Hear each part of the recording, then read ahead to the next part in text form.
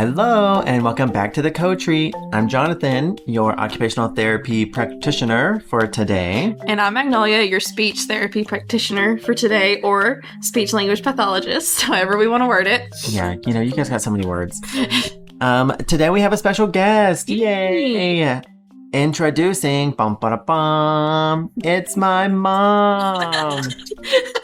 Hello, Mom. Hello. How are you? What you doing? I am hanging out with a couple cool kids. It's not kids anymore. You're grown. I know. We're so big. Ugh.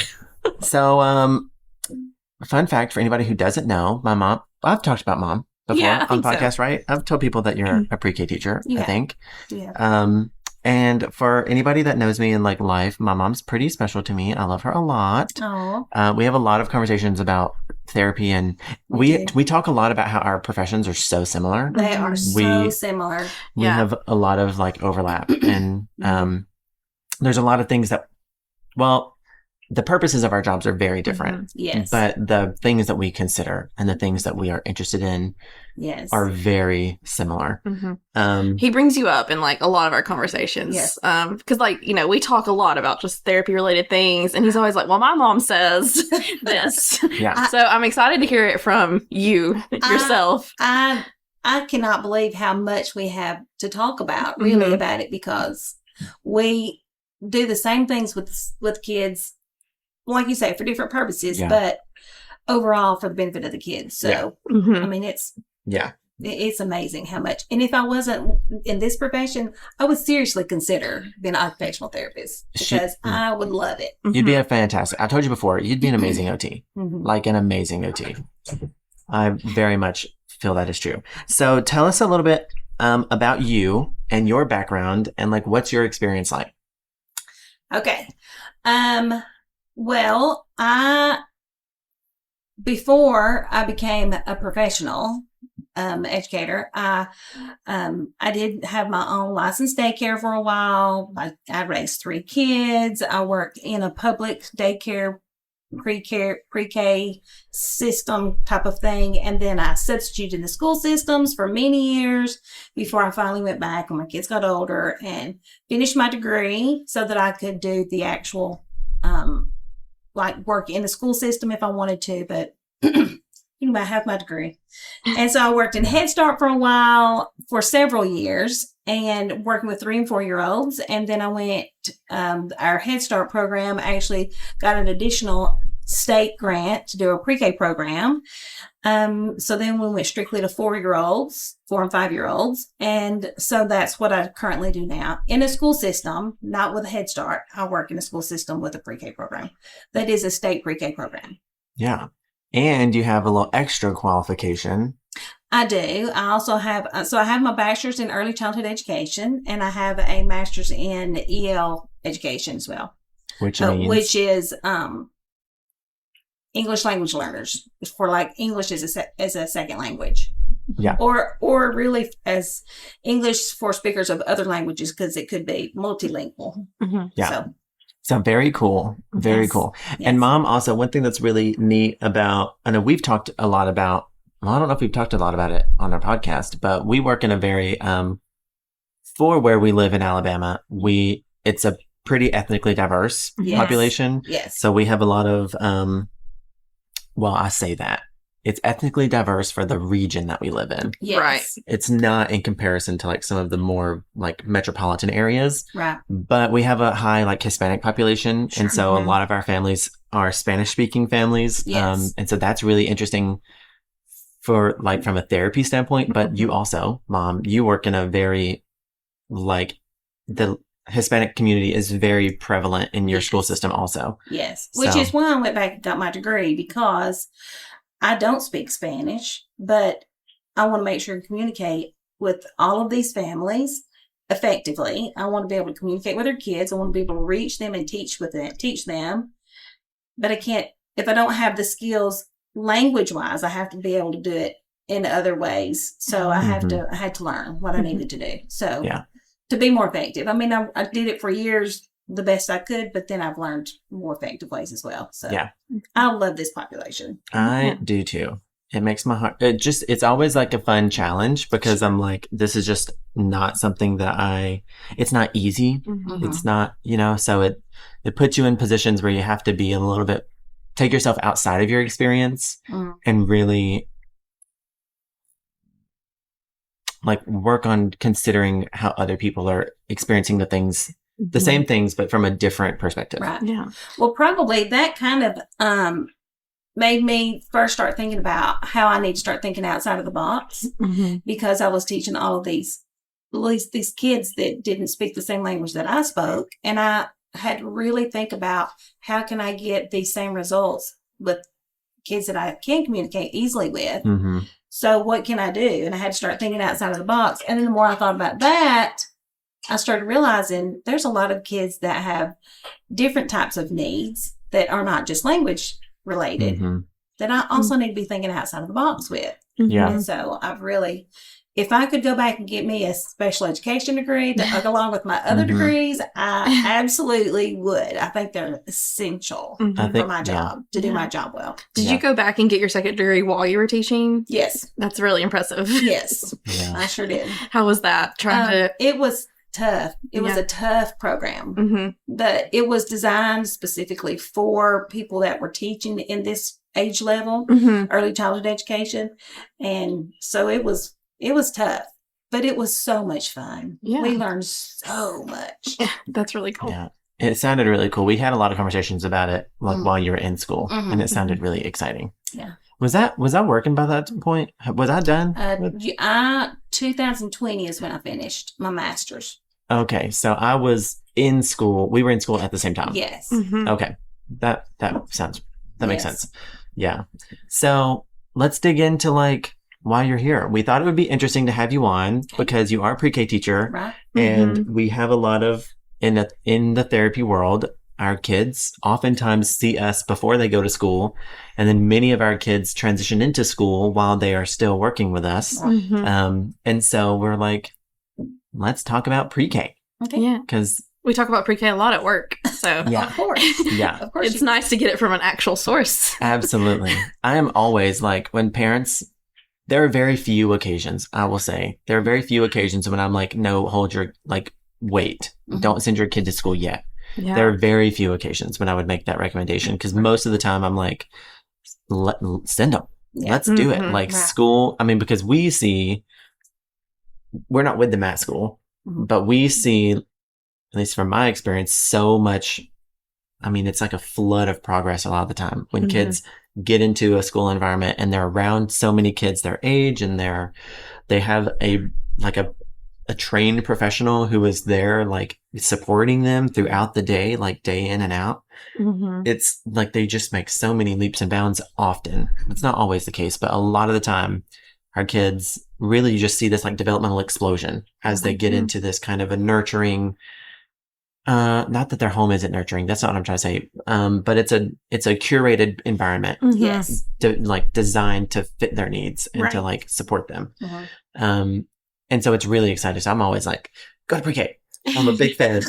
They're like, well, do we want to wait and go to kindergarten? And I'm like, no, go to pre-K. If you can, go to pre-K. I'll tell you, go to pre-K first because especially if your child has never been in another social setting, like if they didn't go to daycare, if they didn't go, if they don't have an active church group, young group, that they attend, or some way or another where they're very socially active, or at least somewhat socially active, they need pre-K because, in my personal perspective, pre-K is one of the only grade levels that they can get that social environment and learn those social emotional skills that they don't really have time or an opportunity to learn as thoroughly in the older grades.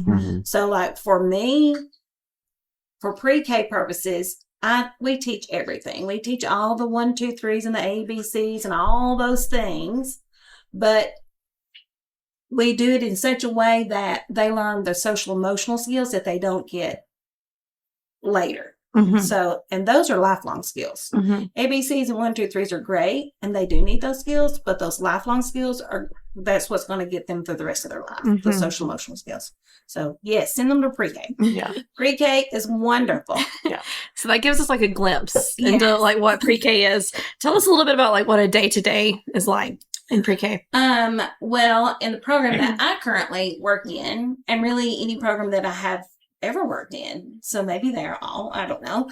But in my experience, pre-K would be, we welcome the kids in. Of course, we have a whole process about how we go about all that. But on a normal day, the kids come in, we serve breakfast, we have our whole group settings, we do some learning in whole group, we do some learning in small groups, we have outdoor activity time, free play, a lot of free play for the kids, outside and inside. But then we also have our lunch, and then the kids, one of the kids' favorite times of the day is when we do our free playtime inside the classroom, where we do centers.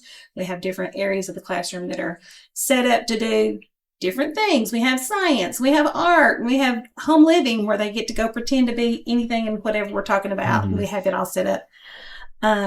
Blocks, writing, games, whatever. Like we have all sorts of stuff. They love it, and they just freely go wherever they want to go, Mhm. and they interact with each other and learn to work with each other cooperatively, so that they're not like, we have kids that come in and do at all different developmental levels. And so some of them flourish in that type of environment, and some of them struggle, but that's really where we get a lot of our time that we can work with them Mhm. on those types of skills. But then we also have nap, we have snack, and then we go home. Sounds like a perfect day.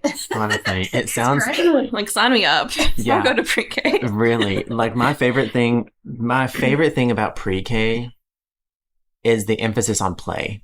Yes. Mhm. Is like you got 3 and 4-year-olds coming in, Yes. and you're playing, yes. and they're learning through play, and it's not this like regimented It is absolutely sit down and we're gonna drill these things. No. Because I'm like, it's just so not appropriate for Mhm. kiddos that age. Well, once upon a time, before I knew any better, like, 30 years ago, when I was first entered this type of field, that's what I thought it was supposed to be, because Sure. that's what I'd ever heard that it was Mhm. supposed to Yeah. be. And it worked to a degree, but they're so little, they're so young, they're not ready. Developmentally, most kids are not ready for that. Mhm. So over the years, as I have learned to do, what's more developmentally appropriate, Mhm. and learn what is more developmentally appropriate, it has really just made the field much more fun and entertaining. Sure. And, exciting for Sure. parents, kids, and the teachers. Yeah. So, That's one thing that Mom and I like very much we've had a lot of conversations about Mhm. how because I also really try to make my therapy sessions playful. play based, and like Mhm. really developing these hard and soft skills through play. Mhm. Those hard skills being like fine motor coordination, core strength and blah blah blah, and then the soft skills being the social emotional things. But I try to keep them very play based, Mhm. because that is like, and you can tell, like when you make the shift to a play based approach, Mhm. you can see the difference. Mhm. Like you see the kids be more engaged, you see them be more, you see them be more interested and curious and motivated. Mhm. And then you see these other skills come along because Right. they are Mhm. actively engaged, and they're Right. actively Well, just experimenting. let me give you an example. So if I'm going to teach a child to count to 10, okay, and if I had them sit at a table with me and lined up some objects on the table and said, okay, let's count these 1, 2, 3, 4 on to 10. That's effective. It can be useful, and it can be a perfectly fine way to assess if you want to do it that way. And I can't say that I haven't done that on occasion. However, if I get in the floor with them and they're playing cars, Mhm. and I say, hey, how many cars have we got? We might need some more. Then we start counting. Mhm. 1, 2, 3, 4, and we count all the way to 10, just because we're finding out how many cars we need. Mhm. Mhm. Hey, let's split the cars. I want some and you want some. Let's take turns and let's pick. So now we've learned to count. We've practiced counting. We've practiced sharing. We've practiced splitting numbers in half. You know, like we've practiced all sorts of skills playing with cars on the floor as opposed to sitting at a table with a line of things. And again, I have used both techniques. It's a lot more engaging for the kids and really for me if we're in the floor playing. Yeah. I find like from a speech therapy perspective, I find that kids are able to communicate better when they're in play mode. They are. Versus the structured mode. And a lot of that is like you're not putting as much demand on them. Yes. So whereas like you're talking about sitting at the table, they're thinking more of like, okay, she wants me to attend. Okay, she wants me to look at these blocks. Okay, my friends are over there playing with that. Their brain is a bunch of other places. Whereas when you meet them where they're at on the floor, they can only focus on communicating with you. Right. Like all the demands are gone now. Right. Now they can freely communicate. And that's where they learn that communication skills. That is a very good observation because that happens all the time. And I've noticed also with kids that are struggling to maintain attention. I can't do that when there's a lot of other kids around. If there's something specific that I want, I have to either get where they are or I have to like remove them for a little while, just kind of like wait till the other kids are all doing something that's not preferred for this child, you know? Yeah. So I love hearing you talk about doing the play-based approach because that's obviously what we've talked about a lot on the podcast. And, you know, the other approach would be kind of like, oh, we have to fix this child's attention prior to working on their communication or prior to them working on counting. But I like the shift of, okay, we'll meet you where you're at and work on what we need to work on. Well, and funny, like I mentioned in our strengths-based approach episode, the first place I ever heard about that was Mom, because it's been a thing in education for decades now. And we're kind of catching up in the medical field. We had to learn about it slowly because I learned about it in social work when I was studying to be a social worker. And so then he was like, oh yeah, I've learned it from my mom who's a teacher. So therapy world is trying to catch up with that strengths-based approach. Yeah. And I think therapy, I mean, and this is just my perception of it. This could not be true, but it seems like therapy is even like ahead of like traditional medicine, you know, like nursing and like doctors and stuff. But there is a shift. Like there's trying to kind of incorporate that into wherever we can and make it make sense. So yeah, it's really cool because like that's what I'm saying. Like me and Mom talk about things. I'm like, we're the same. Just say we're already like getting off on the tangent of play like really fast. Yeah, I know. Well, we could totally do it. Pre-K, we learn through play. That is the motto. If you have a motto, learn through play. Because what's the motto with you? You're not playing enough. That's the motto. Oh my goodness. Yeah. So to clarify before we move forward, what age goes to pre-K? In our Alabama State first class pre-K program, they can enter the program at 4 years old. Okay. By the time September 1st begins. Okay. So like our school year starts in August. We have had on many occasions, kids come in that are finishing up their 3-year-old year and their birthday is like sometime in August. But typically it's a 4-year-old by September 1st. And then, then the next year they would be 5 at the beginning of September. So they would be eligible for kindergarten and no longer eligible for pre-K. Okay. So just that 1 year, which is sad. But okay. Just to help give us some more understanding of that. Yes. Who we're picturing goes to pre-K. Yes. And talk to us about the differences because you worked in a public pre-K. That's where you work now. Yes. In a public school system pre-K. Yes. But you also worked in Head Start. Yes. And so like, what is the difference? Are they the same? What's the difference? Honestly, the difference between Head Start and pre-K, there's not as much as you might think. Okay. Head Start, I'm also a huge proponent of Head Start. I think that Head Start provides such a wonderful service and their age range is a little bit broader because they start accepting kids at 3. So when I worked in Head Start, we worked with 3 and 4 and 5-year-olds. And now in pre-K, it's just 4 and 5-year-olds, which is kind of more directed to like a specific older group. But they're still all play-based. And all very pointed at developmentally appropriate programming. Mm-hmm. So, I mean, you'll get in different people's classrooms where everybody does their own things their own different way. And some people are a little bit more, they're a little bit more regimented just because that's how they personally like to do things more. Whatever works for each individual person, and however the parents are happy if their kids are like progressing and growing. But more times than not, it is all very play-based and very child-centered, so that like the students lead a lot of the programming, basically, you know, if you want to call it that.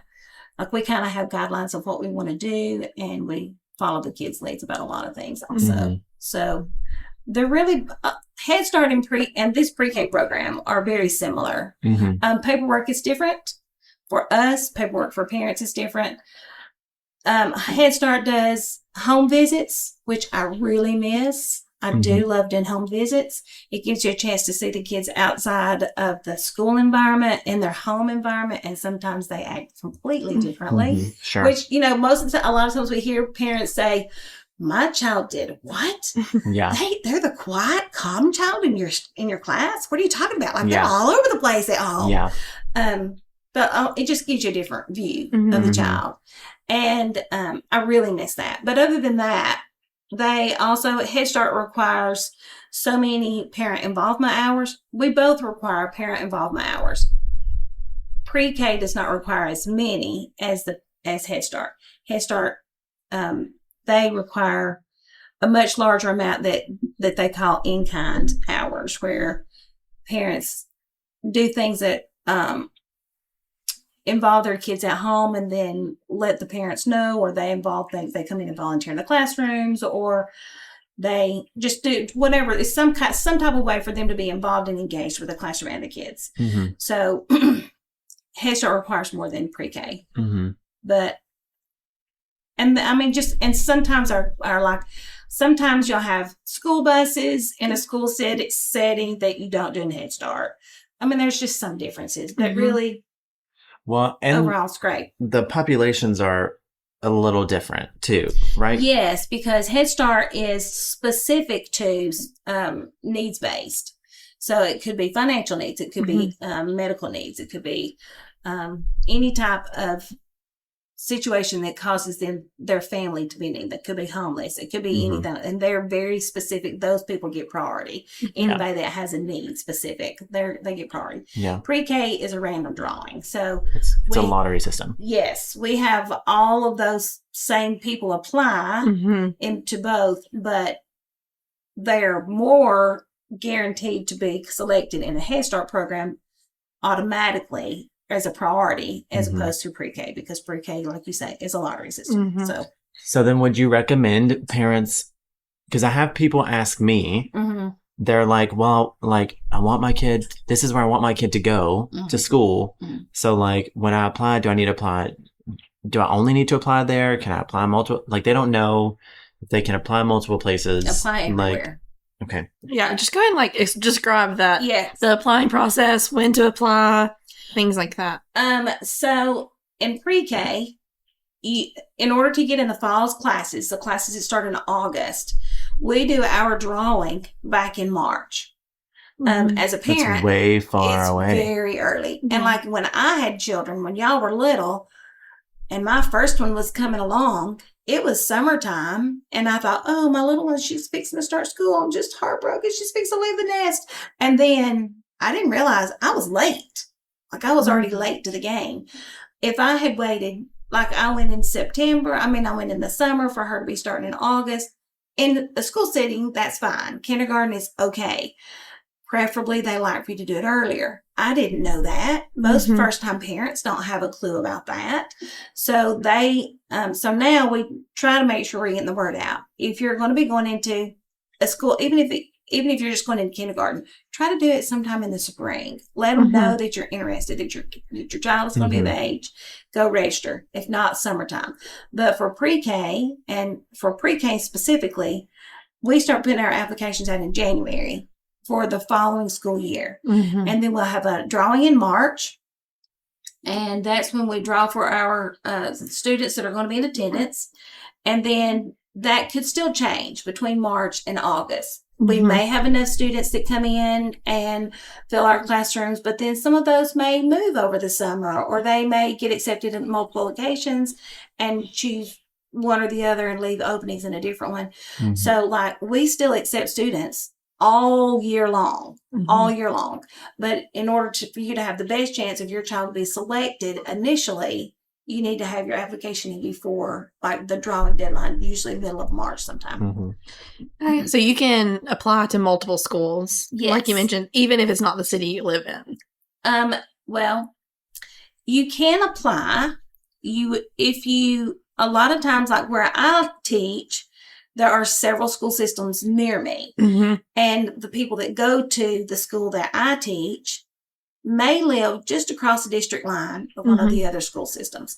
Or maybe they teach at a different school system than they live in if they have a teacher parent.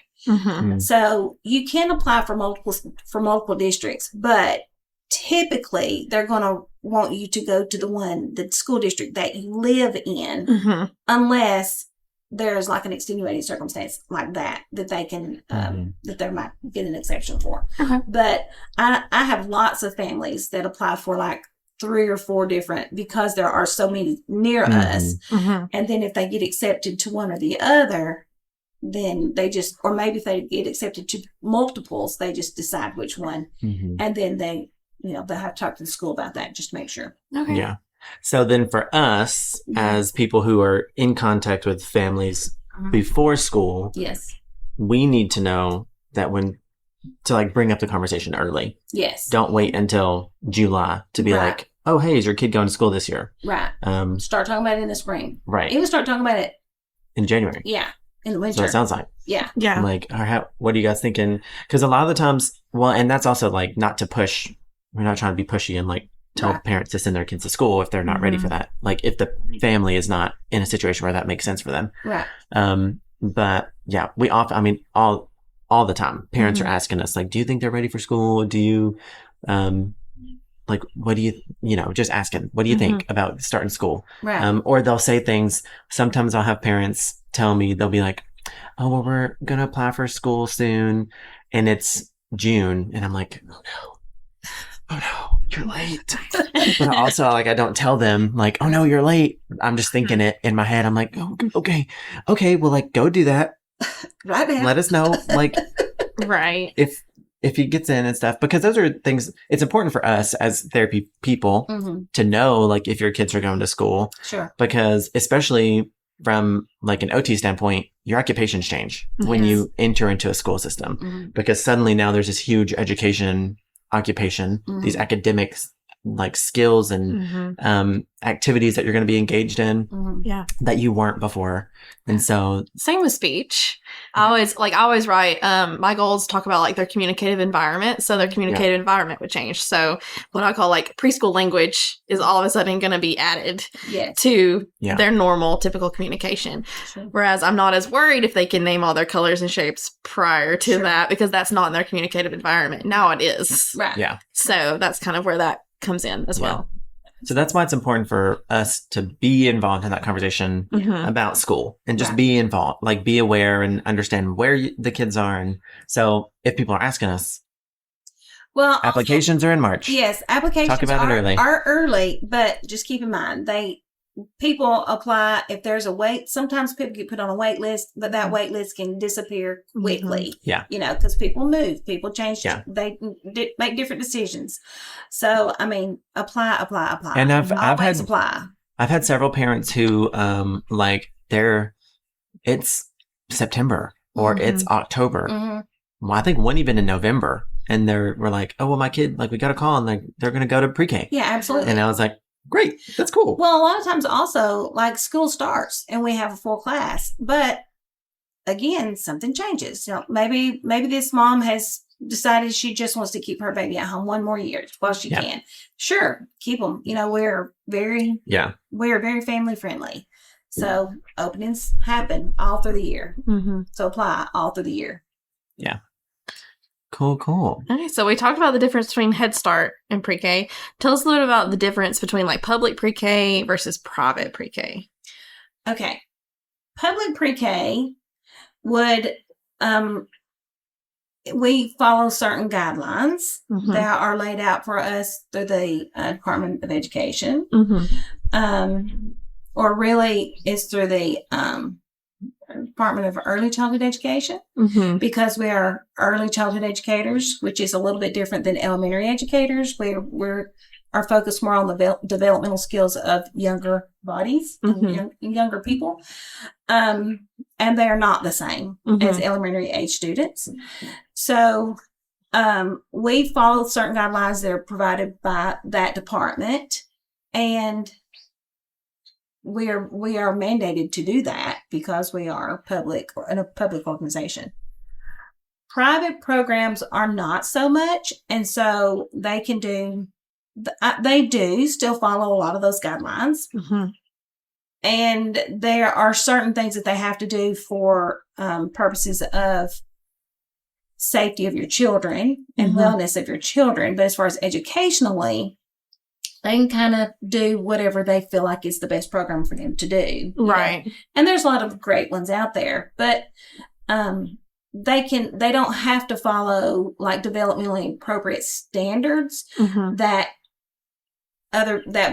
public programs would. Right. So I mean, and a lot of times you'll find in a private program, we'll say for instance, if you have a 3-year-old and you're wanting that 3-year-old to write their name, it is not developmentally appropriate to require a 3-year-old who has not developed finger muscles strong enough to like hold a pencil correctly, or what would be considered a correct position, and write their name with these certain lines and strokes, because their fingers haven't developed those muscles. However, if you're in a private program and you want that child to write their name, there's nothing to say that you can't. Yeah. So it puts a lot of undue stress on kids who are trying to learn something that they're not developmentally adapt to do yet. Yeah. And I think stress on parents too, I would assume. Like, my kid's behind. Yes. Yeah. There's a lot of that. There's a lot of that feeling, I think. Yeah. And another thing that I know of is in private programs, a lot of the time there's not the requirement to be like a trained, educated teacher. You don't have to have like an education degree. Correct. And there's more flexibility with the curriculum too. Like they can select what type of curriculum they use, things like that. Yeah. Like you said, it may not be up to the developmental standards that the school systems are putting out. Yeah. Right. And also I want to say our first class program, our first class Alabama pre-K program is not just placed in school systems. Like when I was in Head Start, our Head Start classroom became also one of those classrooms, a granted program through the state. But we also have pre-K programs in child development centers, in churches, located in different locations besides just school systems. So as long as it's an Alabama first class pre-K program classroom, they should all follow the same guidelines. Okay. So that is good to know. Yeah. I didn't know that they were outside of schools. They are. Cool. Yeah. So I guess like it's important to understand as a parent when you're choosing where to send your kid that all programs are not created equally. Correct. And like first class pre-K programs they're more regulated. Yes. And they're oversought by like a higher body. Yes. A higher governing body. Yes. And their teachers are held to particular standards. Yes. Whereas private programs could also be amazing. Absolutely. But they are not held to those same standards necessarily. Correct. And I should know this. I'm embarrassed that I don't know this, but we have been Alabama's pre-K program, state program, has been rated #1 in the nation for that's the number I don't remember. And we're like, are they still #1? Oh yeah, we're still #1. I think we're on 14. Wow. You better get it, Alabama. It is impressive. Well, listen, it's impressive when considering Alabama's normally like in the 40-something place in education. Yeah. Here we are in pre-K rocking it. Pre-K is #1 in the nation. Get it, has pre-K. been for years and years. So I love that's that. awesome. See, Alabama's pre-K is the I bomb. love it. Yeah. I remember when I was in the social work program, we learned a lot about pre-K, like just a little bit. I even went to like one of the pre-K like meetings in Montgomery. Like I don't know why I was there, but I learned some stuff. But one of the Jonathan always makes fun of me. He says I just end up in like these weird learning opportunities. That's awesome though. It's so strange. She That's has right. like anytime we bring up anything, she's like, "Oh yeah, I did this thing in this place and this thing." Yeah, like I've drove a fire truck before. Random Like, fact. for what purpose? Okay. But anyway, So she's done so many wild things that are just make me look like I've done nothing. anyway, back to the story. They were talking about how like private programs are not like DHR regulated as much. Right. Was kind of the point, I guess, of me Yes. being there and being a part Yes. of the conversation. Whereas, you know, the first class pre-K programs are Right. mandated reporters. They are, Yes. you know, looked after through DHR and other programs like that. Mhm. So that's also important to kind of understand that like y'all's teachers are held to that standard. Absolutely. Mhm. Whereas not always the case in all private places. That's true. Because Yeah. anywhere I think that's ran through a church is kind of exempt They to are. that fact Yes. of being like DHR regulated. I think there has been some discussion about that, some Mhm. sort of modifications to that. Mhm. I'm not up to date on that, but I do recall hearing Yeah. that may have some sort of changes. That was kind of like the conversation. And this was like 5 years ago at Yes. least at this Yeah. point. Mhm. But that was kind of the conversation was like, hey, how can we get other programs more regulated through Yes. DHR, having social work involved, even if they are church related or private, things like Right. that. So Yeah. just another point to bring up. Yeah. So consider all the things when you're Yeah. a parent, like there's a sending your lot kid of to school. there's a lot of wonderful programs out Yeah. there. So, but a parent just needs to stay informed. They need to be present.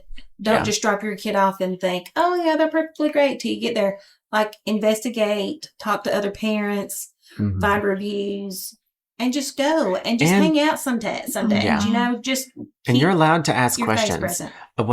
One thing that I wish parents, one thing I wish parents knew I wish parents felt more empowered a lot of the time to investigate and ask Mhm. questions. Mhm. And because they'll talk to me about things that are happening at school, or they'll talk to me, you know, well, a lot. They'll say that this happened at school, and like, is that, you know, I don't even know if that's okay or whatever, talking about like their kid wasn't able to do this thing or this is what happened.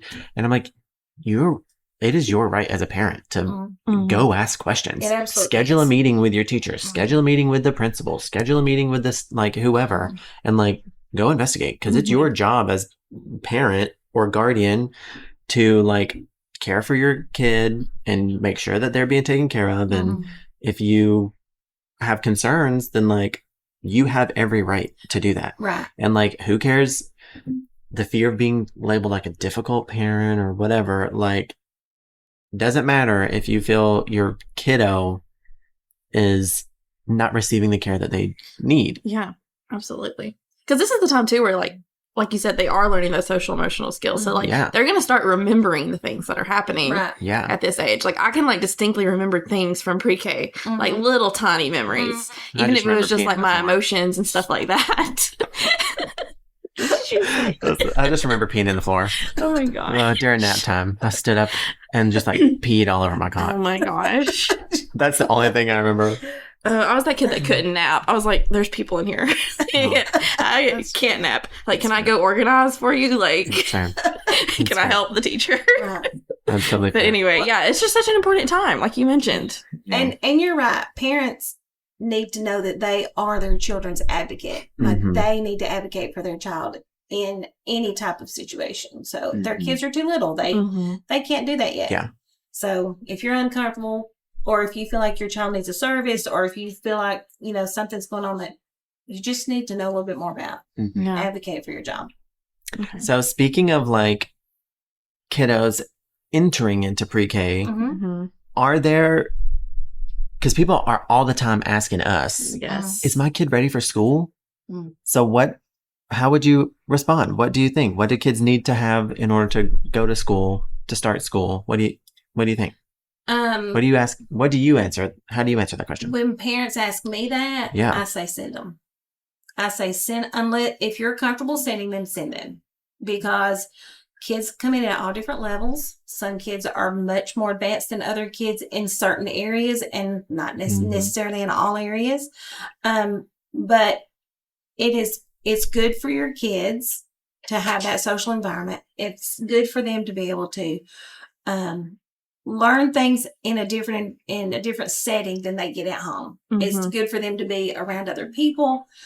And they're not going to necessarily be like everybody else's kid because they're an individual, just like all those other kids are individuals. So, especially if they feel, I mean, if the parent is completely uncomfortable, don't send them. Keep them at home with you. Let them grow a little bit more. Let you grow a little bit more and become more comfortable with that idea. But I always say send them. Just send them because it's a perfect opportunity for them to learn those social emotional skills that they can't get in other grade levels. And they might, if you wait until kindergarten, they may not have an opportunity to fully develop those skills as much as they can. So some specific questions. Do they need to know their shapes and colors before entering preschool? Absolutely not. What do they need to know? They need to know that you love them and that you will be there when their school day is over. That we are going to keep them safe. That is the sweetest thing I've ever heard. Oh my gosh, that just made my heart so happy. I mean, really, that's all. I mean, well, you see those movies and shows where it's like they're like really competing to get into the preschool. You know what I mean? And they're like, oh, they've got to be able to like cut the shape. Yeah. No, because that's what we're there for. Yeah. I mean, like, why would I ask you to do my job? That's what I'm getting paid to do. So pop off, Mom. She's like, I can do it better. So that is I wouldn't say that. Okay, she did not say that. I said it. Because I was one of those parents. Like, I wanted my kids to be able to like know all their colors and shapes and letters. And we had school at home. We did. We had school. Mom she had bought materials like an ABC alphabet strip, and like we had these workbooks and stuff that we would do at home. Yeah. Which, by the way, we don't do workbooks in pre-K. I love it. We don't ever do workbooks. Well, we did them when I was a kid. Which was my less than 2-year-old last year. She was getting report cards from school. Oh, no. And it's a daycare. Yeah. They call it school. Yeah, but it is a daycare. And we were getting some reds, and this is where it kind of brought in that conversation of like, I kind of had to go in there and be like, that wasn't developmentally appropriate for you to give her reds. Yeah. I don't want her to start like associating that she's not good. Sure. Based off of these standards, including knowing colors, sharing. That was a big one. Right. Again, I don't necessarily developmentally. Not that's kind of what I explained. Yeah. It's hard. I mean, adults don't like to share. Right. First of all. Well, also, side tangent on sharing. What people think sharing, the expectation that people have for kids to share is somebody walks up to them while they are happily playing with their toy and another kid wants it, so they just have to give it to them. Wrong. And I'm like, absolutely not. Do you think I'm going to sit here and have my hamburger, somebody else be like, hey, I want that hamburger, and then me just give it to them? No. No, absolutely not. What we want is that cooperative play or parallel play, not get out of here. So anyway, that's a side tangent, but it really bothered me. And so kind of back to that, like advocating, like I had to kind of advocate for my daughter in that situation, but like that could be happening for that. And it kind of made me think as a parent, like, okay, she really needs to learn how to share before she can go into the next grade or before she can go to pre-K. Most of the time the requirements are, like I said, I mean, just some parents find it very difficult to separate from their kids as much as the kids find it difficult to separate from their parents.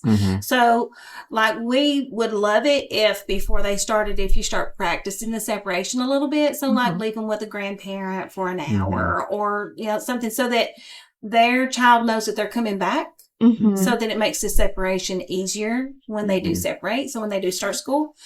Also, we would love it if they were potty trained because potty training is time consuming. And and it's stressful. Yeah. And when you have 18 littles in a classroom, it's difficult to try to get a lot of instructional time in when you're spending a lot of your time in the bathroom. So we actually have policies about that, that pertain to that. We do recommend that they are potty trained, but it is not a requirement per se. Mhm. But it is great if they are. Mm-hmm. But other than that,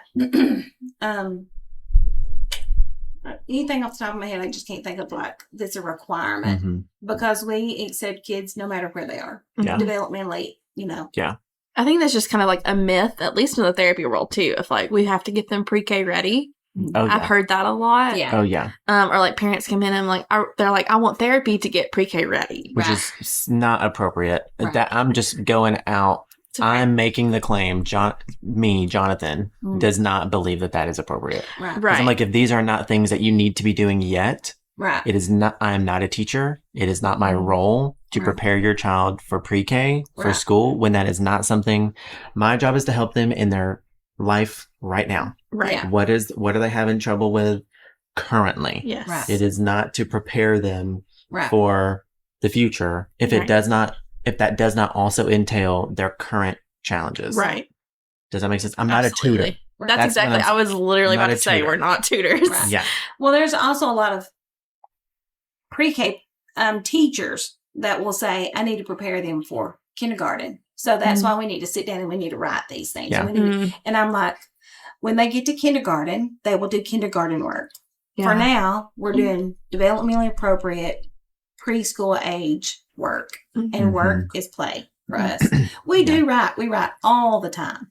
Yeah. But their writing might look like a scribble on a page, or it might look like a picture that they've drawn, or it might look like actual letters or some things that look like letters. But like we do all of those same things, but our expectations are that they're going to be doing what's developmentally appropriate for their age. So some kids, when they come in, they're like I said, they're at all different levels, and you just have to do enough and engage with them enough to find out what their particular levels are in all the different areas that you want to work on, and then meet them where they are.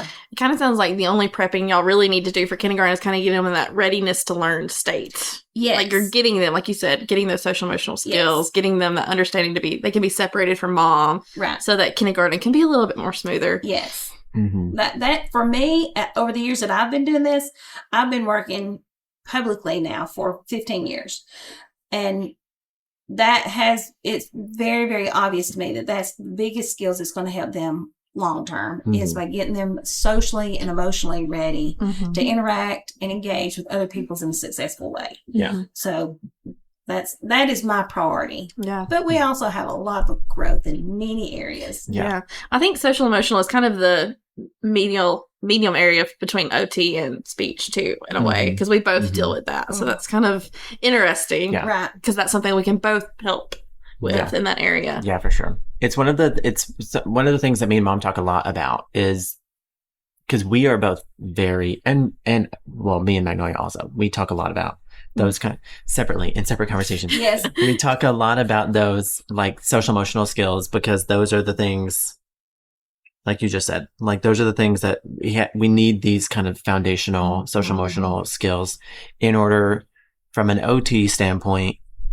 to engage in life. You have to have these skills. And then like what you're talking about. So it's very important for all. Thinking of like aspects of a therapy instance, we have a mutual friend who we worked with, and I feel like most of our sessions were actually just focused on social emotional skills because he had a difficult time leaving mom or mom leaving him to the point that nothing else could have been done during the session. And until he became our client, it seemed more like there was just a lot of like, you're going to come in, separate, and do the task. Well, the task never got done. And it took a while. It took probably several years. I feel like 2 years, maybe. Or was it just 1 year that felt really long? If I'm thinking of the same kid, it took a long time. He really time. likes Pokemon. Or Pikachu, particularly. Yeah. It took us so long. It took us a while. Yeah. It took us a while to kind of get there. And because he could communicate. He very much could communicate. But he had a lot of language goals. But in no way could I have, he had a goal that I did not write for WH questions. Which are things like what, where, who. Yeah. But there was no way of working on that when he couldn't even enter the room with me. Yes.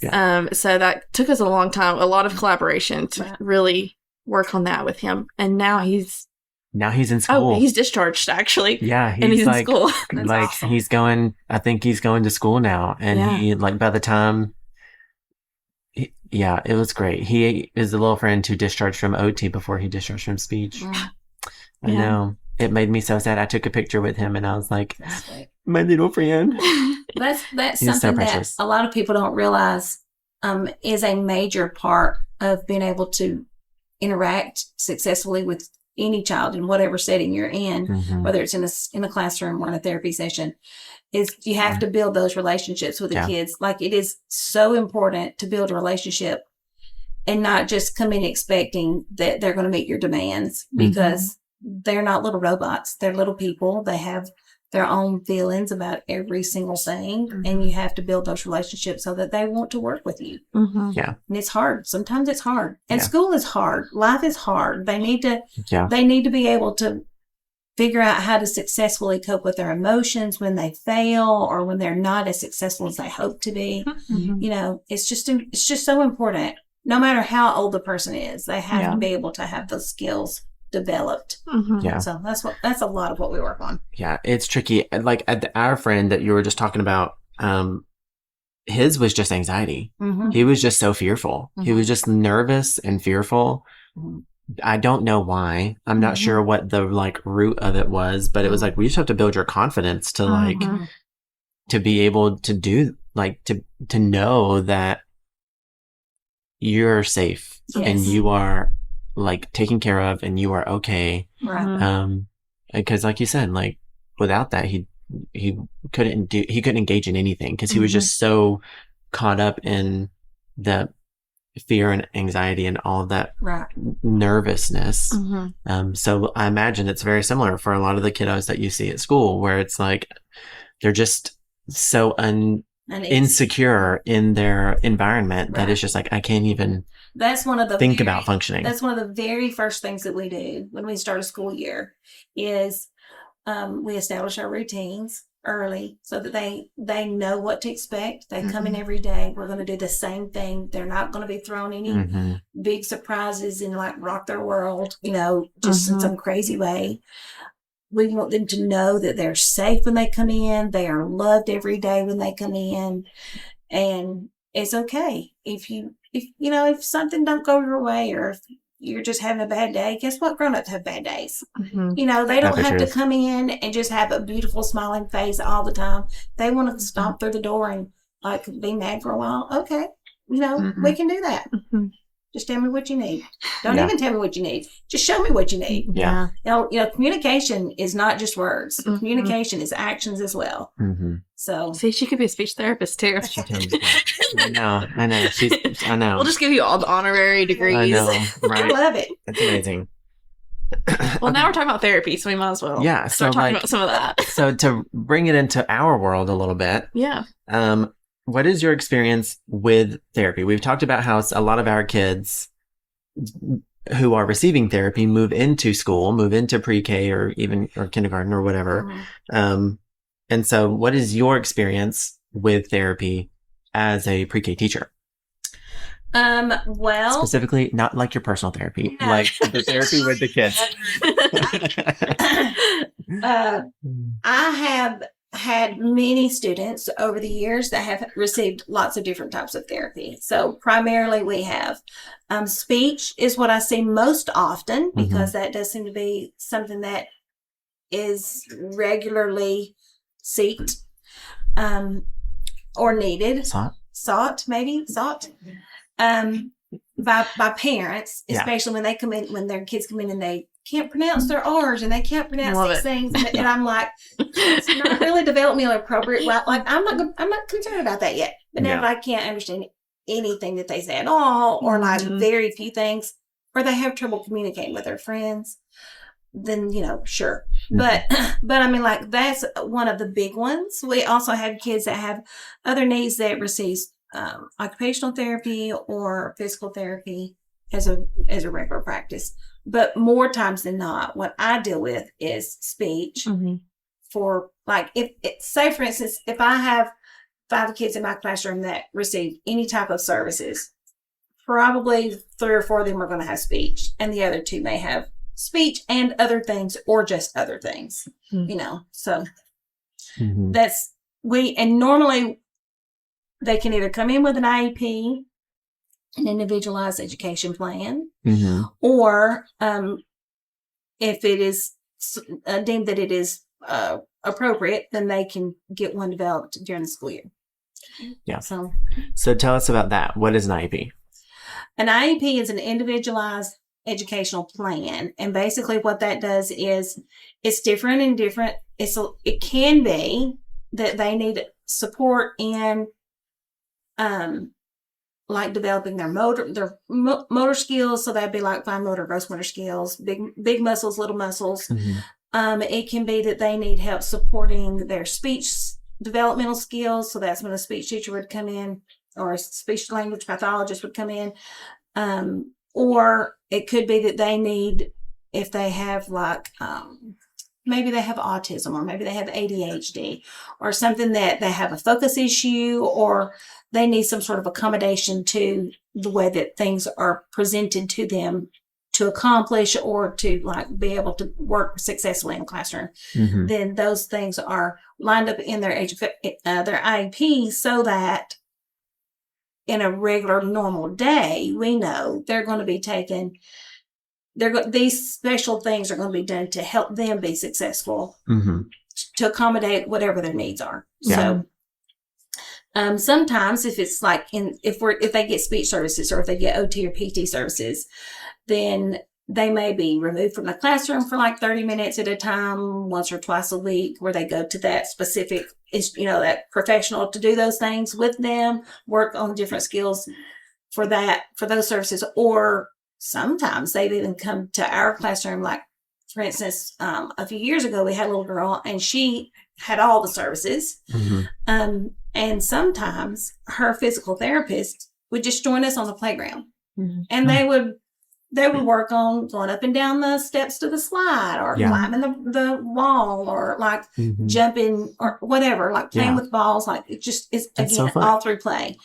So like that's generally, the IEP can be used for services to like help them physically, or it can be used for services to help them be able to be successful in a classroom setting. So either or, and both, Yeah. So when it comes to services for like speech, do they primarily pull out the students, or come in? Okay. Primarily, but not always. Okay. I mean, there have been also circumstances where they've come in and worked in the classroom.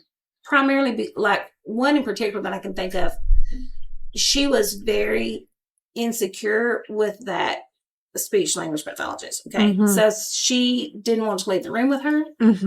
So while we were all in our play settings, everybody was, freely moving around the room, doing their own thing.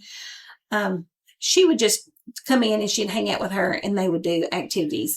Yeah. So she just felt like she just had another friend to play with, Yeah. She's having a great time. Yeah. Yeah. She didn't realize she was learning it. Right. Because they were playing. Exactly. Yeah. You can plug that in one more time. Exactly. Look, that is huge enough. Play. I mean, I love it. So what does it look like as you said that some kids come in with an IEP already? Yes. What's your experience with that? I love it. When they come in already with something in place, that just means that their services in the school system start immediately. Because we are the lowest rung on the ladder, so to speak, in the school setting, because we're pre-K. Maybe first point of contact, perhaps. What do you mean? Not like you're the lowest. Not like you're the lowest. Yes. Not like you're the worst. No, we're not the worst. I'm just saying, like, we're the first step in their climb to success in education. Okay. Yeah. So, they have not had a reason to meet in a school setting before us. So if they come in with an IEP, then that just means that we already know what speech services they need, that we already know what all the different things, what their special needs are, whatever their exceptionalities are. So we can pull the people. That's a like fun word. Exceptionalities. Oh my gosh, I love that. They can, so like we can get started quickly. Yeah. They can start getting their support services quickly. Mm-hmm. If they don't have an IEP, that just means that we can start the process. But the process is long. Yeah. And it can take a very long time. And if a parent comes in and they're like, I think they're needing speech services, for instance, but because I just can't understand what they need. Can we do something? Sure, absolutely. I can request it as a parent, as a teacher. Parents can request, and then either or can start the ball rolling, and then it's just kind of a process. So like we have to have a meeting to get consent from the parents to make sure that we can actually, I don't do the evaluations, but the professionals that do come in and do those evaluations. And then that takes time. And that's typically who? It's typically either a speech language pathologist that will do the speech, or it's somebody that is specifically designated in my particular case in the county system, because I work in a county school system, to come in with those skills, training to be able to provide the testing. Is it like a special education teacher, yes. A psychometrist? Special education teacher primarily is when it starts the process. Yeah. I do know there are in other areas, there are like early childhood psychometrists, things like that in other areas too, that would do that role as well. And a psychometrist is just a person who like is trained to administer these kind of developmental assessments. Yeah. Is my understanding of what their role is. They don't actually provide services afterwards. They just do the tests. Yeah. I have a friend who added that on to her early childhood degree. Yeah. In another area of Alabama. So she does that. And it seems really cool. Yeah. Just to get to kind of travel around and help assess with the developmental milestones and things like that. Yeah. Sorry, I didn't interrupt. That's fine. Well, so then they do all the testing, all the, and they collect data also. It's not just taking your kid and taking them for a test. They collect data from the parent, they collect data from the teacher, things that we've seen in the classroom, things they've seen at home. They collect hearing and vision screenings. They collect work samples, anything at all that can help them assess the needs of the student. And then they put all that data together. And then we come back together, have another meeting. In the meeting is like the parent is always a part of the meeting. The general education teacher, which in my case would be me, the specialist who would be servicing the student, a liaison for the school system or the LEA, they would be there. Like it's a team of people that come together, and then we go over all those results, and then determine whether or not they would be eligible for services. And then once those services have been determined eligible, we have to get signatures again and then develop a plan. And then services will start after that. But again, all that takes like months to do, because there's a timeline that they're required by law to have to follow. So they have a certain number of days that they cannot go past, but that's like a long time. I see. So whenever people come in with an IEP, how did those parents start that process? Do you have before that? Yeah, like when they're coming in, do you know anything about how they got that process started? Some people that I know, you need to ask another professional for that. But some people that I know that have come in with an IEP, usually already had services provided like privately or through early intervention through the schools. Yeah. Because I think with early intervention, they have an IFSP, the Individualized Family Service Plan. Yes. So then that can just transition to an IEP. Or what we're talking about right now. By the time that they come to me, normally an IFSP transitions to an IEP at 3 years old. Okay. That's my understanding. Yes. So by the time they come to me, that has already transitioned over. But when I worked in Head Start, we did have that happen a lot because we did with 3-year-olds also. So that's a good also plug in of if you have concerns for your kiddo, go ahead and getting them in that early intervention. Yes. So they can get the services early. They can transition straight to pre-K. Absolutely. Yeah. Okay. And that's like for people who may not be aware, like those are federally mandated things. These are like an IFSP through early intervention and an IEP through the schools are result of like federal laws requiring that Yes. children have access to education. Yes. And so like, if you have any concerns about like, is my kid going to have help? I'm concerned that they may not have the help that they need. No, it is required by law that they get it. It is. So, and it's like, free. and it's free. Yes. Yeah. Like, so I hope that like empowers you to be able to go out and like advocate for those things that your kid needs. Yes. Because like they literally have to give it to you. Yes. Like We need to do an episode about early intervention. we do. Follow up with this. We'll have to do a whole episode on like early intervention. We Mhm. really just need to do a deep dive into IDEA probably, which is the law. Right. that- I did that stuff. bring me a note. Ooh, I she's brought prepared.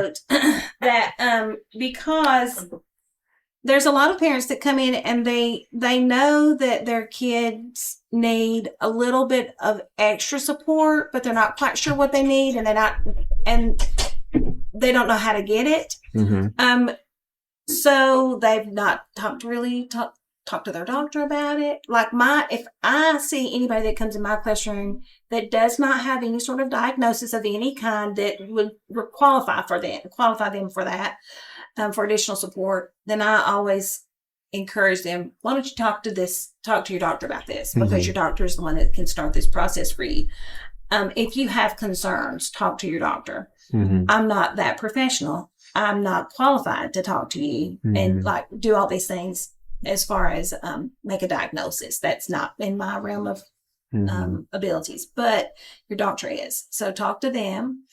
And then if they get a diagnosis of something that shows that it would be something that would impede their learning, then those types of diagnoses would qualify them for an IEP without having to prove it through a battery of tests, So I did bring me a note of, I see what you're saying. yeah, see, because for instance, I have had in the last several years, I had a child that came in and he had very difficult attention focus issues.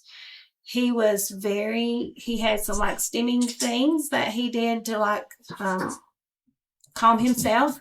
Mm-hmm. There were a lot of different little things about him that made me feel like perhaps he could use additional supports. Mm-hmm. But his dad had not taken him to talk to the doctor about it, and anybody that had mentioned to him, well, yeah, I think we could probably support him more if, he had this diagnosis, or if you would at least go have him checked.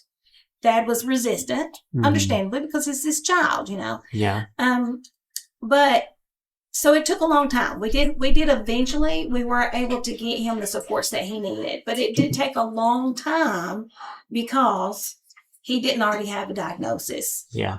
And so I just encouraged him because his son was struggling, really struggling. And while we're doing all that we can in the classroom, there's certainly other things that could help support him as well. Yeah. So but it took a long time for us to get those services in place for him because there was no diagnosis. Yeah. If there had been a diagnosis, which I think eventually there did become one later, Yeah.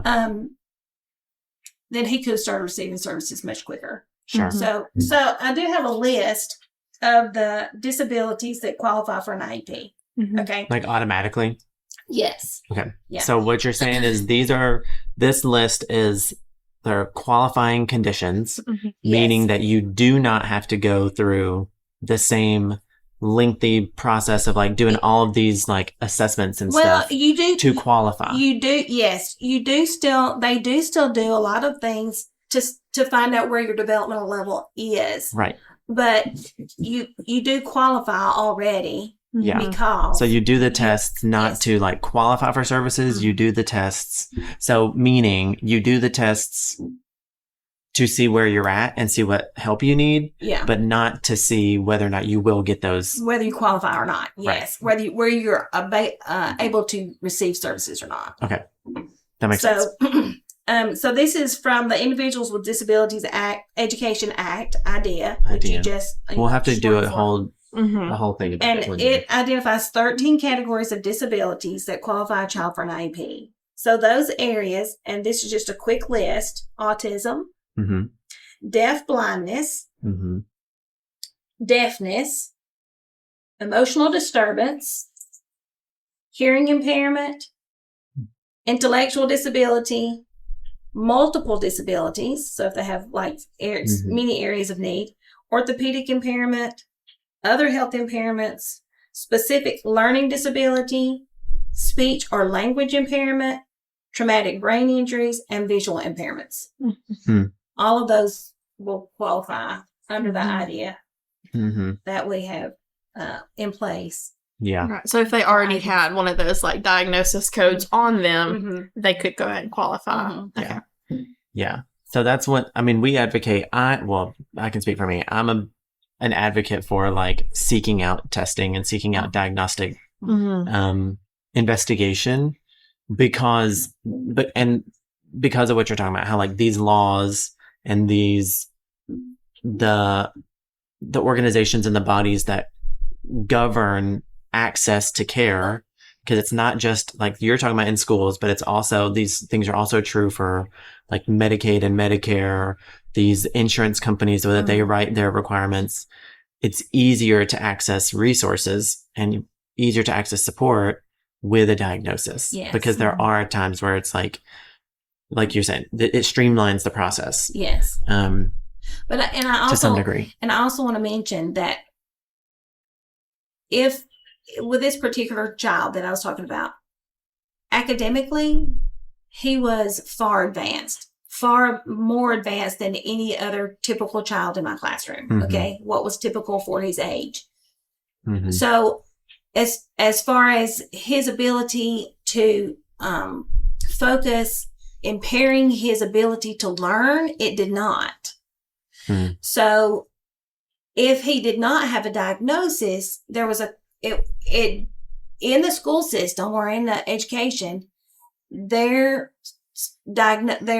disability has to be a detriment to their learning, or they don't qualify. Yeah. Okay.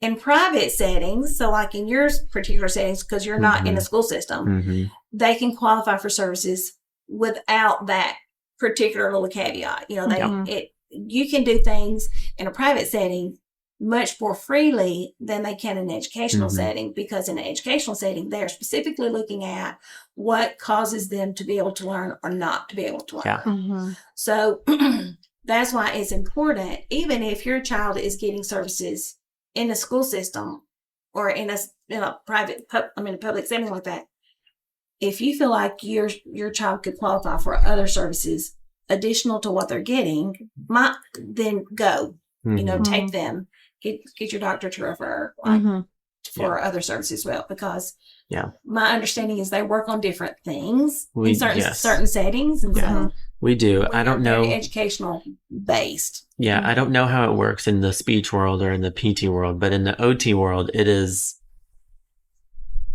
the scope is very different. Yes. Which is understandable because it is a very different environment. Sure. And so, like you said, it's very specific to, do you have access to your education? Can you access the learning? Yes. In whatever way that means. Sometimes it's mobility needs and like you just can't get to certain places. Sure. Sometimes it's like, physical supports, or other times it's visual supports or cognitive supports or, whatever. But it's very specific to education. Like you're not going to, it's very limited. So the breadth of what we do in outpatient is much broader. Yes. And we can help with a lot more, like a wider array of things. Yeah. That they're just limited to.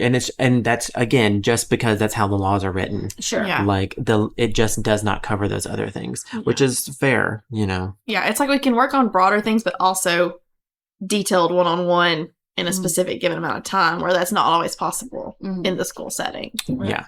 Yeah.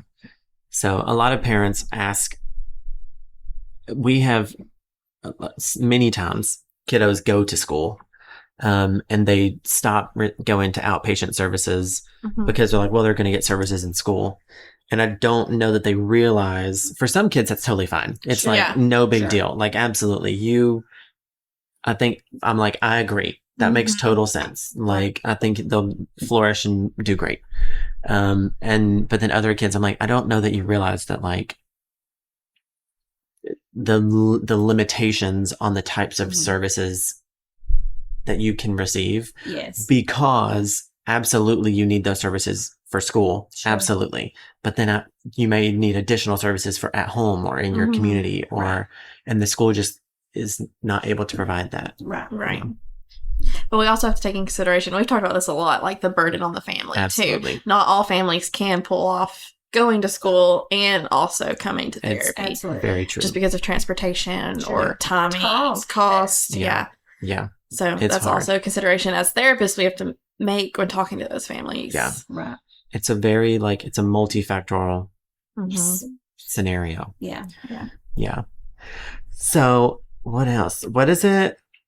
Okay, one more thing about IEPs that I'm curious about. What is it like for you as a teacher, implementing an IEP? Like once you get it, or if that IEP is already set up, what's it like for you to implement it?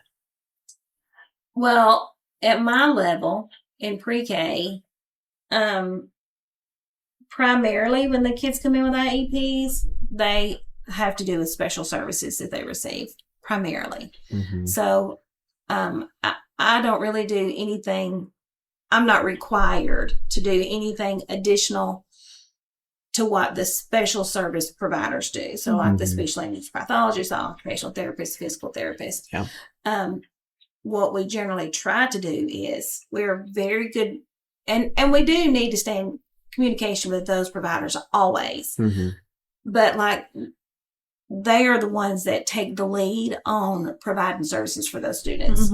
And then we do in the classroom, we talk to them, we keep in touch with how kids are changing in the classroom, how they're growing or what their needs are when they change so that we can communicate that with them. But also we're constantly working to do set up opportunities for the kids to learn in the way that they learn the best, or they like to be able to develop their muscles and skills that they didn't have before once we recognize what they are through all these different things. We also try to implement that in the classroom. The requirement to provide individualized services for them does not fall on us. It falls on the providers. Sure. But then anybody that needs accommodations as they get older, we don't do testing, like other grades do.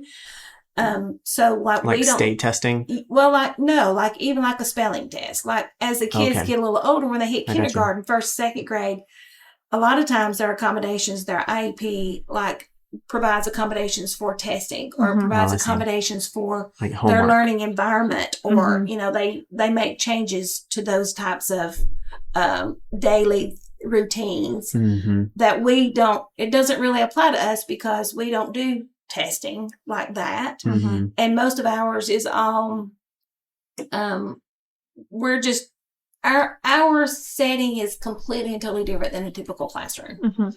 We rarely sit at tables. We might sit at tables maybe an hour a day at different little times throughout the day. So you are already accommodating. Your environment's already accommodating. Yes, exactly. Okay. We provide places when we do whole group.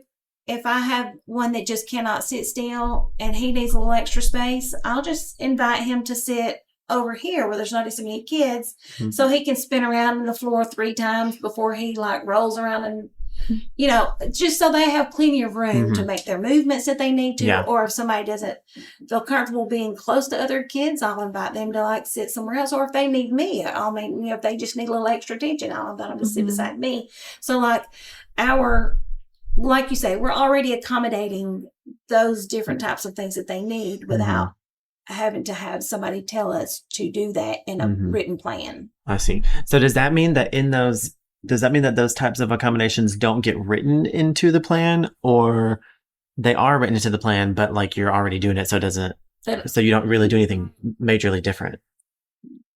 Because oftentimes, I know you have to have an IEP meeting every year. Yes. So are those things that would be added in later, or perhaps do they exist? And that I'm not sure, because typically they're not written in the plans that I see. Okay. I would assume they would be written as they grow, each year. Yeah. Whatever is needed. Yeah. Yeah. I would think so. Interesting. That's very interesting. Okay. Do you want to ask me this? Is there anything that you would like, therapy staff to know when it comes to pre-K that we've not already discussed? This could it could be inpatient. I mean, not inpatient. It could be in classroom. Sorry, my medical brain. It could be like the therapy staff that you work with at the school, or even like us, like outpatient, who are kind of tangentially associated. I'm really not sure because most of the time the students that are eligible for those types of services, we recognize their need. It is evident that we need to do everything we can to accommodate that time frame for them. Sometimes the schedules of the providers are crazy. I mean, they're just their time slots that they have available to try to fit all the kids that they service into is just, I just cannot figure out how they make it work because they're just so crazy and all over the place. So sometimes their time frames are a little bit weird for us. We do whatever. Mm-hmm. I don't really know. The main thing that I guess that I would want y'all to know is we know a lot about what's happening with these kids. Mm-hmm. We know a lot about what's happening because we are spending 6.5 hours of the day with them. Mm-hmm. So be understanding when we want to tell you something new that's going on, we actually know what we're talking about. Mm-hmm. Sure. We've seen it. We deal with it in a classroom full of 18, 17 other kids. Mm-hmm. So, but I really haven't come across very many therapists of any sort that haven't been open to conversations. Mm-hmm. Nice. So that makes me feel happy. Yeah. Mm-hmm. I mean, there's sometimes people are just very focused on what they want to work on. Right. But if you tell them, look, we are struggling with this or that, or we're having difficulties, they'll usually figure out some way to accomplish what they need to accomplish at the same time that they work on the things that we tell them that we see. Yeah. So I don't really have any complaints or concerns that people need to know more than what they're doing. As far as we just keep open communication. Mm-hmm. Yeah. Because that's super important. Yeah. Yeah. It reminds me of a concept that we have a concept oftentimes that the patient, and especially with kids, that the parent they're the experts of their own life. Mm-hmm. And so kind of, it sounds like, reminds me of that, how you're talking about how in the school world, me as the teacher, I'm the expert in the daily life of this kid when they're at school. Mm-hmm. So it's important for you to remember that I know when I bring you things, these are very real things. Sure. I'm not just making stuff up because in this space, I am the expert on this kid when they are with me. Right. And that's what we talk about a lot. Being a therapist, especially an evaluating therapist who can make those decisions and can add diagnosis codes, it's important to remember that we're not just walking in and prescribing things to people. We need to, take into consideration the experts on their lives, like he's talking about. Yeah. So in that case where it's the parents or it's the teacher, we have to take those considerations in. Yeah. We can't just prescribe what we see, what we think this kid needs to be doing, what we think is the most important thing. That just doesn't make sense. And especially in a school setting, like what we were talking about, how the focus for therapy and supportive services in schools is the whole point is to support their education. Yes. And so the teacher is the expert on their educational needs. Yeah. And so it doesn't really well, I can say probably just through some of the conversations that I've had with some of the therapists that have come through, sometimes it might be interesting to get their perspective on it, because I'm sure there are plenty of teachers that they would like to pay a little bit more attention. Everybody's not quite as open to therapy or open to their kids being I have heard that. pulled or needing different supports. Yeah. So coming from a therapist, I find it super intimidating to walk into a school and being like, "Hey, I need to take your students." Yeah. Hey, I'm sorry, I need to interrupt you. But and I do. Sometimes people come in and they say that, but I'm just like, you're here to help me. Mm-hmm. You're helping me. As far as I'm concerned, we are all a team. Mhm. Yeah. I'm going to talk to you about it. I hope you talk to me about it. We're going to talk to the parents about it. We're going to talk to the principals about it. We're going to talk to anybody that has any sort of like input at all, Mm-hmm. because we're a team Mhm. trying to help this child be successful in their school life and their regular life, you know? Yeah. Yeah. So Yeah. that is something I also did want to mention about the parents. Parents, especially young parents, meaning parents with young children for the first time, that don't have any reason to know what a typical child's daily life looks like. Mm-hmm. They know what their child's life looks like. To them, that's normal.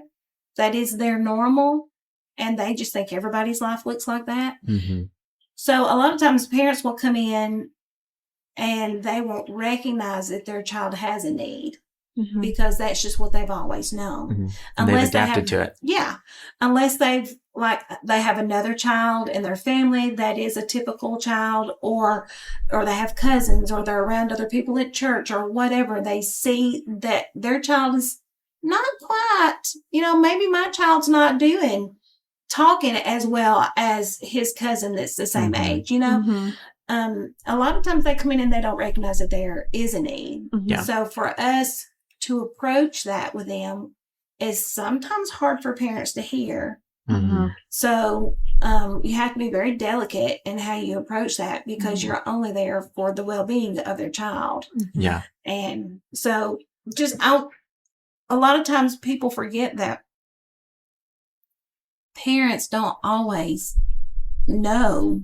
Just because as a teacher, we've seen typical kids for years and years, and we've seen atypical kids with atypical needs, Mm-hmm. different exceptionalities for all sorts of things. Mm-hmm. It's pretty easy for us to recognize sometimes, and sometimes not, but for parents it's a completely different situation. Yeah. So we need to make sure and give them grace when we're trying to recommend that they talk to somebody, just because it's hard to hear that your child is not every single thing they could possibly be, Yeah. So it's you just gotta be delicate. Yeah. We shouldn't expect, everyone to know the correct developmental milestones. And so, but it is right. You have to come in with it gracefully. Yes. And I try to explain it to parents sometimes with this of I don't know everything about my car. Right. I'm not a car person. Yeah. So when I take my car in, even to get an oil change, I feel like they kind of judge me a little bit. But I'm I don't know anything about my car. Right. I don't know that the oil filter needs to be cleaned however many times. Right. Yeah. But I'm also not going to be mad at that person who's working, the mechanic, telling me, hey, you need to do this and this. Your car is not up to date. I'm not going to get mad at him. He's the expert. Right. Cool. Right. Yeah. Same way in that situation of just because I'm telling you your kid's not where they're at doesn't mean you've done anything wrong. I'm not killing my car. I mean, it could be better, but I'm not hurting it. Exactly. I kind of explain it like that. I'm I'm not judging you because you don't know anything about your kid as far as developmental milestones go. Right. I'm not judging you for that. Mm-hmm. Same way as the mechanic's not judging me that I don't know my oil filter needs to be cleaned. Right. Yeah. I'm trying to explain it like that. You shouldn't have to know all this. Right. You're an expert in whatever your occupation is. Sure. Yeah. Absolutely. And you're an expert in loving your kid and taking care of your kid. Sure. I'm here just to tell you where the milestones are and how we can get there. Right. I try to take away that fear of oh no, I was not supposed to know this. Yeah. Yeah. Well, there's no reason for them to know. Right. I mean, they don't have the training. Right. They don't, Yeah. I mean, that's the whole point of our jobs. Exactly. We wouldn't have these jobs Exactly. otherwise. Yeah. Yeah. But, I agree. He has his thinking face on. yes. I agree. Well, I love having kids that have different types of needs in my classroom, because the other kids just learn to accept whatever they need to do or however they need to communicate. And they just accept. The little kids are so wonderful because they just accept each other regardless, Mm-hmm. Mm-hmm. and they're so sweet with each other. Sometimes they're not. Sometimes they're not, to be true. But I mean, they're just so easy to get along with each other usually. Mm-hmm. So I love that. it's really nice. I love that too. I have one other question, but Okay. kind of switches topic here. What is one thing you could tell other pre-K teachers to help like reduce burnout if they feel burnout? Ooh. That's a big question. Oh, Interesting I don't know question. that I can answer that one. I've been there. I would say don't make education your full-time, all the time, every hour of every day occupation. No, like step away from it sometimes when you go home. And I've been guilty of staying there till so late, trying to get things done and ready and getting there early and working on the weekends. And sometimes it is absolutely necessary. But you got to have some time away from that. Like read a book, spend time with your family, watch TV, go for a walk, something to get out of that mind space for some period of time, because otherwise it will burn you out quick. It is stressful. It is very, it's not a job that you do and you set it down when your day is over and go home. You take it home with you. And even if you don't take stacks of things that you have to grade or lesson plans that you got to write or all that stuff, which every teacher that I know does, takes home with her, you still have in your mind, you're thinking, little Johnny needed a little extra help right there. What can I do tomorrow to do better than I did today? Or this child has this going on tomorrow. I need to make sure and contact that parent. Oh, it's 9 o'clock at night. I can't contact them now. You know, like you're always thinking about it. Yeah. And so you've got to get it out of your mind. You know, find some time just to put that aside. It makes it less joyful for you if you never stop thinking about it. Yeah. And while you might be an exceptional teacher, you're kind of miserable when you're not doing education, just because you're just burnt out so much. Yeah. So I say just make sure that you take some time for yourself, but not just yourself, like spend time with family. Whatever makes you happy. In my case, it's spending time with my family. Oh, I do. She loves them. I try more than my kids do at this point to try to get us together. oh, Because Jonathan. well, Spend time with your mother. It's just life. It's life. It's life. They're just grown. I mean, they're doing the same thing I'm doing. They're just trying to do their jobs and, you know, all the things that they have going on in their lives. But for me, it's really just make sure that while you're there, be present, be all in on your job. But when it's time to set it down and go do something else. Some good advice. Yeah. That was really good advice. It took me a long time to learn that. It Years took and years a long and time. years. A very long time. Yeah, I'm going to say probably the last couple of years. I feel like all these years that I've been doing this. Yeah. So, well, it sounds like a hard job, but a very rewarding. Yeah. it is very difficult. But To all the teachers out there, we see you and we appreciate you. Yeah. Like it is, teachers do not get enough credit. Like they so do not get enough credit. You're outnumbered for 6 hours plus. Yeah. I just I mean, can't even think about that. Like all the things that teachers do, like clearly it is it's a big load. It's a very heavy burden, and we appreciate you. Thank you. And like, I wish that, listen, I'm over here and I'm like, give all teachers should make $1 million a year. Yes. I'm like, give them all of my money. If all teachers made $1 million, we wouldn't have very many teachers. No, That's true. absolutely not. That's true. That's true. But I'm like, It'd be off teachers the are island amazing. somewhere. Yeah, teachers are amazing, and we see you. And yeah, let us know. That was great. Thanks for teaching us so much. Yeah, Sorry. absolutely. Let us know what we can do to help, because we want to help. Hey, don't say that, because volunteerism is great. Well, I mean, like, I mean, like, I don't have any more time to give right now. Exactly. yeah, But your mama said, I wish my daughter would spend more time with me while you're trying to do all you can to Yeah. Probably. take care of your little family. Yeah, she's probably over there saying she wants me to spend more time with her too. yeah, it's true. I won't even bring her on the podcast yet. One day. Anyway. Thank you guys for having me. It's been fun. Absolutely. Well, we always end with a therapy win of the week. Mom, do you have, I mean, I know you haven't been in school for a while because it's the summer, Yes. but do you have a therapy win, or maybe it's just an education win. Do you want me sure. to go? Do you have one? No, Okay. I'll tell you. Okay. So this is not recent, but Fair. so several years ago, we had a friend who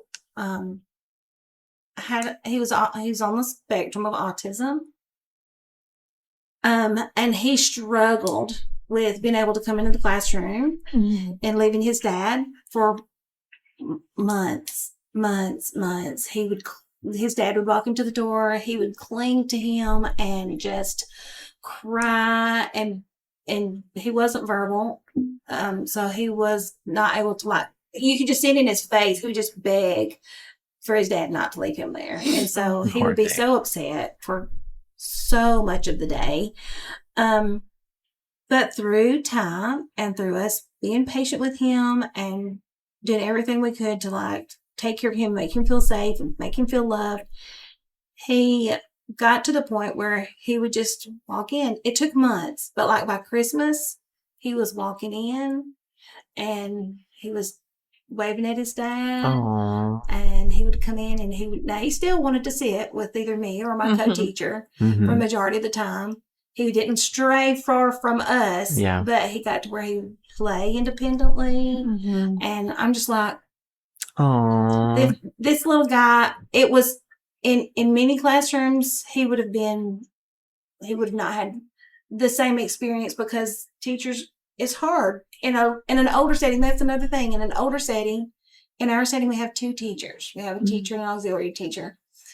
And in a kindergarten through the rest, they have 1 teacher. So you have only 1 person to handle all the needs of the 18 students. And in ours, we have 2. So we're very, very blessed in that way. So if it wasn't me that was able to hang out with him and help him get through what he needed to get through while the other one took care of the rest of the students, it was her, the other teacher.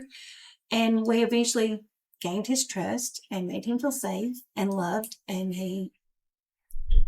it was just that the transformation in him from beginning to the end was just beautiful. And it was just because he had different kinds of needs. I love that. So, that's a great therapy That was win. a great story. No, it's not a therapy win, but it's a great education win for the week. Yay. Oh, I love it. Magnolia, do you have one? I do, but it's so off topic. That's fine. I mean, I'll just Okay. I think the only one I can think of right now. It's okay. I have a friend who I don't get to see often, but we have worked on breath support a lot for him, just to increase his volume when talking and increase his articulation while talking, because he had a lot of neurological difficulties and complex medical history. But he's been using a breather device, and it's been working out really well for him. This is kind of me just checking in on him, and he's been practicing it with his typical therapist, and he's getting a lot stronger with it. And then we worked on some infinity breathing, and he was really getting it, to the point we were able to show mom how to do it as well, so they could practice at home while driving a car around our infinity while breathing, which she really liked. So that's how we taught mom to do it as well. But it was just really impressive to see at the end, after using our breather, he sounded a lot more confident in his voice. He was a lot louder. So at the beginning of the games we were playing, he was still very quiet, not talking as much. And then at the end, he was very loud, able to tell mom everything we did, stuff like that. So I think that's a big therapy win. that's cool. Oh, I love that. Yeah. I love that friend also. Yeah. I know exactly who you're talking about. Oh, he is a special We person. share lots of friends. We do. He's these days, that friend is very we giggle and we laugh and we cut up and it's a hoot. His voice is getting a lot stronger. He's much more open. He seems more confident. Yeah. He's getting really strong. Yeah. My therapy win of the week is I have a different friend. And this little friend, she's been one that I've struggled with, that I'm because sometimes it takes a while for you to learn the kiddo and to kind of learn as much information as you glean from an evaluation, which is a ton. It still oftentimes just takes time for you to be with the kid and to see them in life and throw a whole bunch of things at them and see how they interact with them, to really kind of get a a sense of who this kiddo is. Same for education, by the way. Sure. And this kiddo, I've been working with her for several weeks now, 2 times a week. And like, I feel like this week was the first time that I really had like a breakthrough moment of like, okay, I'm realizing now, cause she doesn't interact with a whole lot of things. She's very like self-contained.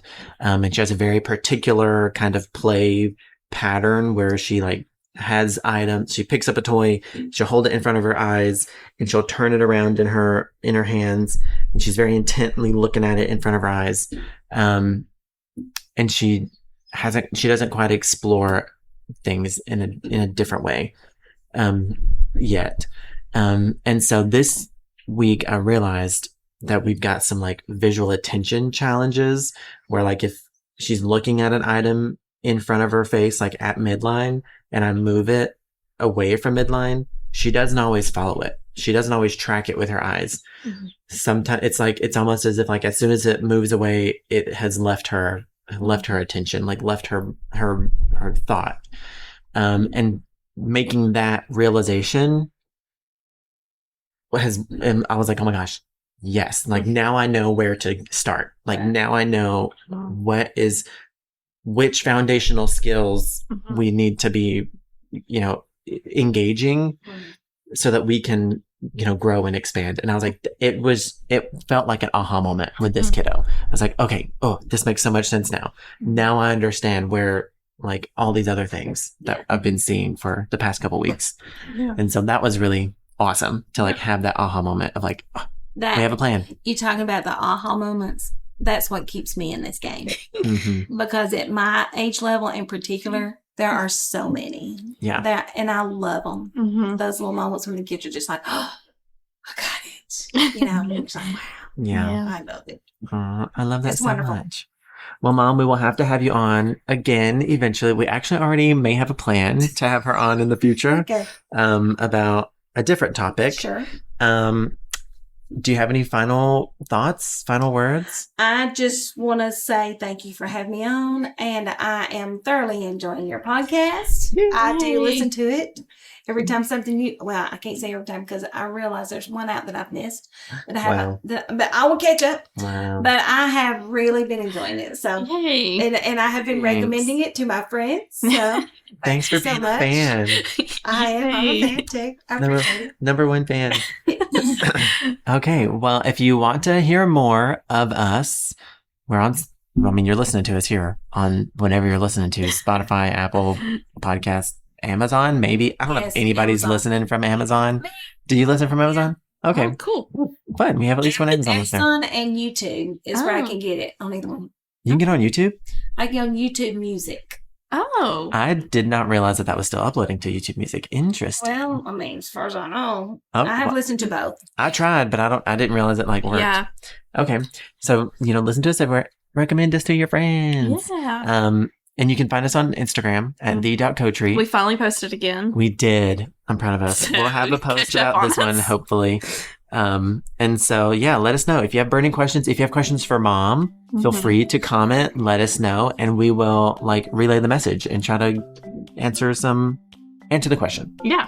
Sure. So let us know. The.coterie at Instagram. On Instagram? At Instagram. On Instagram. And we'll see you guys next time. Yep. See you next time. Bye. Bye.